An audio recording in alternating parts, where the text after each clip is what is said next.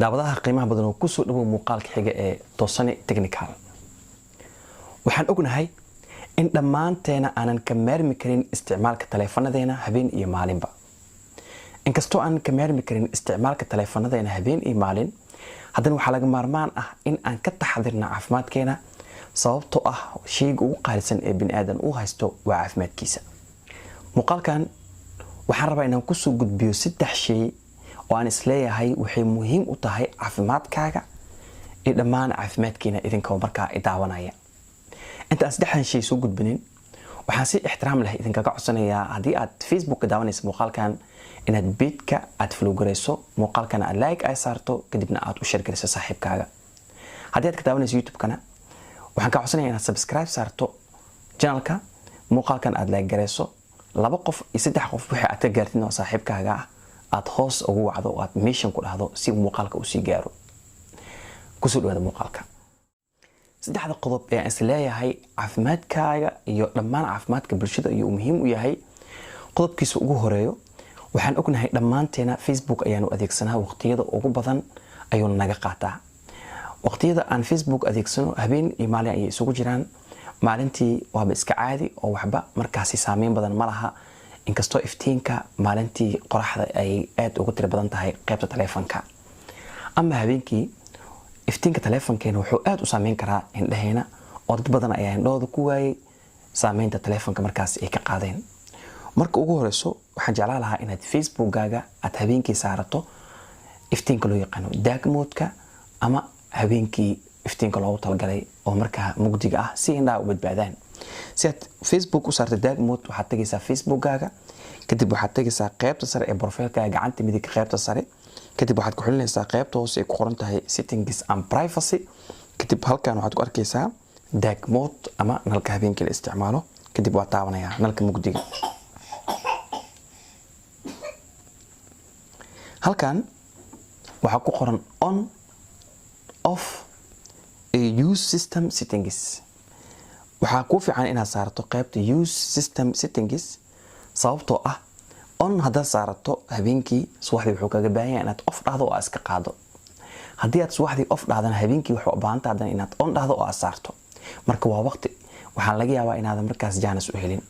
waxaad samaynaysaa qaybtan saaro use system settings, kadib habeen markii la gaarna asaa is saari doono, maalinta markii la saarna asaa iska dejin doona.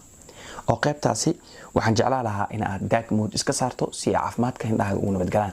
sidoo kale caafimaadka indhahaaga waa muhiim. waxaad sidoo kale saaraysaa taleefankaaga caadiga ah dark mode. oo qaybta hoos markaa imaan waxaan arkaynaa qaybtan waxaa noogu jiro dark mode ayaa meeshan saaran. haddii maalintii la gaarana kadib waxaa soo furaya white-ki oo sidan hadda idin muuqda ayaa markaas soo furi doona. hadda dark mode haddaan saaro habeenkii, haddaan dark mode saaro maalintii wuxuu iga baahan yahay hadda inaan ka dejiyo dark mode oo aan saaro nalka maalintii ama light-ki. si marka habeenkii oo kiskiisa ama iskiisa isku saaro, maalintiina iskiisa isku dejiyo, waxaan samaynaynaa buttonka dark mode ayaa riixaysaa, kadib waxaa kusoo baxayo qodobyadan. saad ujeedaan waxaa ii saaran sunset to sunrise oo qoraxda markii ay dhacdana asaa is saarayo, markii qoraxda ay soo baxdana si automatic ah asaa iska dejinaya dark mode-ka, oo maalintii iftiinkii ayaan adeegsanaya, habeenkii dark mode-ka asiga ayaa saarayo. qaybtan hoos waxaa ku qoran custom schedule.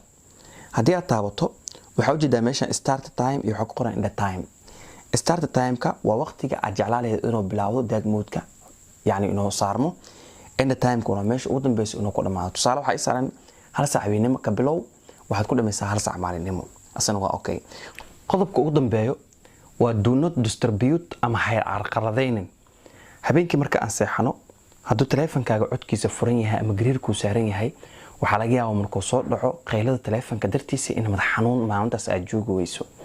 marka si uusan usoo qaylin taleefankaaga waxaa saartaa do not distribute oo buttonkan ah.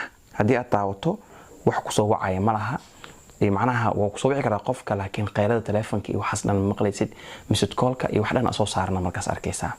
haddii marka aad u baahan tahay in si automatic ah oo u fuulo asiga riix, kadibna waxaad samaynaysaa halkan waxaa ku qoran sleeping oo qofka markuu seexanayo ah, kadib taabo si schedule ayaa meesha uu xiran yahay start time ka waxa saaranay waqtiga aad seexanaysid tusaale ahaan hadda waxa ay saarana 4 saac ayuu saarayaa kadib halkaana waa waqti oo dhamaanaya tusaale ahaan wuxuu dhamaanayaa maalintii 1 saac markii la gaaro waa sida schedule ah asa habeenkii saaray markaad seexanaysid asa iskiis isku saaraya 4 saac ama 3 saac xilli markaa aad seexatid ku buuxso waa intaas on 3 qodob ayaan isleeyahay muhiim ayuu yahay asxaabtii inaad u gudbiso fadlan haddii aad muuqaalkan ka like saar una share gariya asxaabtaada inta aan kulmin muuqaalka xigo nabadgelyo wassalaamu calaykum waraxmatullaahi wabarakaatuh